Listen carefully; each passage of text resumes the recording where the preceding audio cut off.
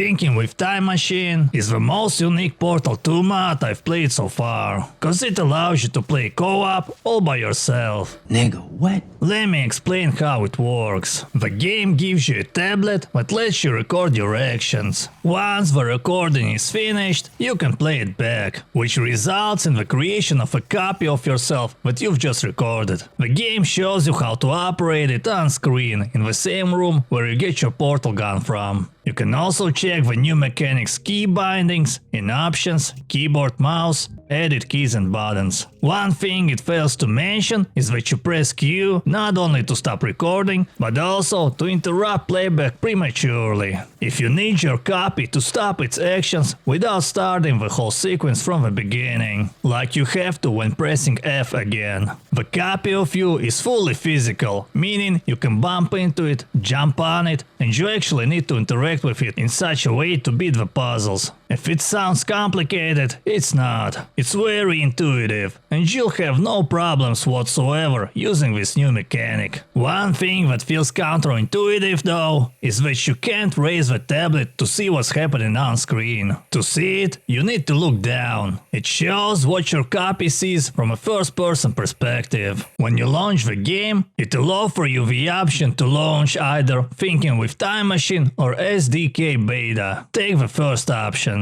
Here are a few things you'd wanna know. In one of the chambers, you'd have to stick a ball and a cube into a receptacle that's on the ceiling. Normally in Portal, you'd use an excursion funnel for this, but here it's on a magnet. However, it'll still break your balls if you expect it to stick on its own. The correct way to do it is to hold the ball close to the socket and press use for it to work. It's not mentioned anywhere, so that's why I'm telling you, cause I was losing my shit trying to figure out how to make my clone hold it, while it ended up being much simpler. Another thing you must know is that when you enable your copy, it destroys the portals you have set. You can set new ones while your copy is active, but she won't be able to travel through them. You, however, can travel through her portals. Oh yeah, I won't show footage of it to avoid revealing how to solve a room, but I'll just tell you this: when there's a situation where you need to let your copy put either a cube or a ball in place, let her do the cube, cause the ball falls out of a socket for some reason when she does it. Another tip you'll need is simple: you're taller than you might think, or better to say, your use function has more reach than you might expect. Also a quick reminder that the red laser is lethal for you, but it doesn't destroy cubes, just like in the original. What feels cool at first is that the cubes don't just fall out of the pneumatic diversity vents, but are actually assembled on the spot.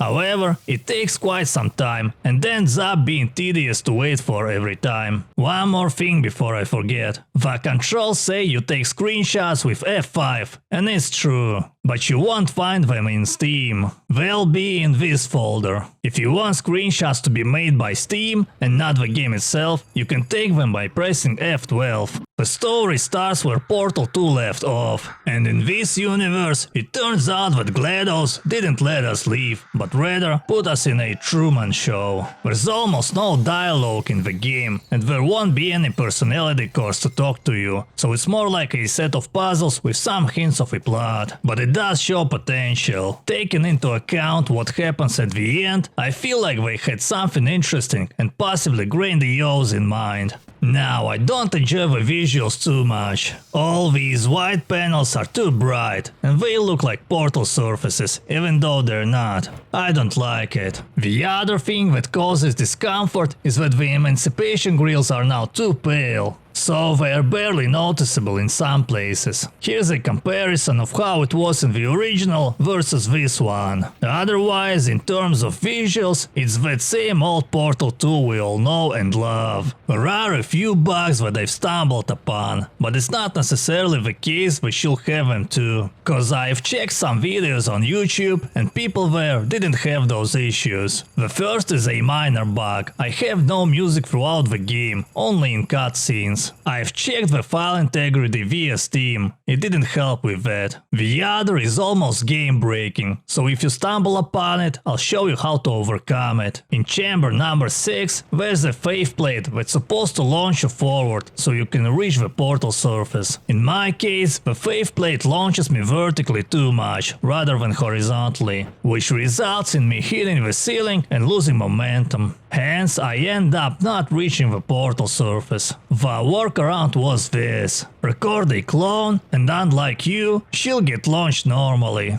Then make her press the button. This activates another faith plate, which allows you to beat the room. On my second playthrough, after I went through the file integrity verification, this bug disappeared. But I still couldn't reach the portal surface when being launched normally by the faith plate.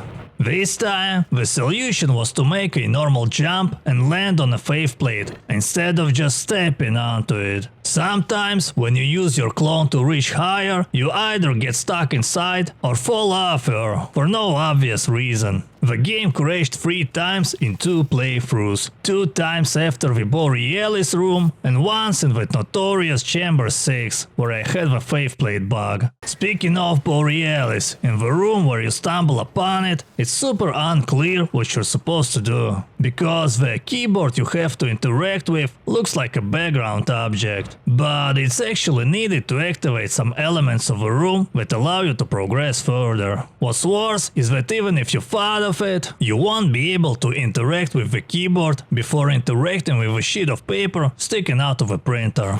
Not cool, bro. Let's wrap this up. A 10 out of 10 idea spoiled by a sloppy implementation. I mean, if I hadn't had a bug in the room with a broken faith plate, I would have had a better overall experience. But things like interacting with a random keyboard and having magnet balls that only work if you press the button in a specific way without telling you how it works, even though this wasn't a thing in the original or any other mod I've played for that matter, are all examples of creating artificial obstacles for no good reason. It breaks the flow of the game. Another thing that I didn't like is that in Chamber 5, you have to reach the button again if you've lost the cube or the ball. Normally, in the original Portal and other mods, once you figured out how to activate the cube dispenser, it just delivers new ones automatically, should you need them. It adds to the tediousness of doing the same thing all over again. I want to add that the puzzles are easy though. Easier than the original Portal 2, maybe even easier than the first Portal. All that said, I hope they'll make an enhanced campaign or a sequel that would give us more than a half an hour experience, because again, the time machine mechanic is super cool. Even with this game, if there were no game breaking bugs, I'd give it a 10 out of 10, because I've enjoyed this new mechanic too much, and it alone makes this mod worth checking out. Anyway, I totally recommend it. It shouldn't take more than an hour of your time, but it totally adds a new and unique Portal experience to your collection. So to say, enrich yourself today, apply for testing, or not. Your call, Warden.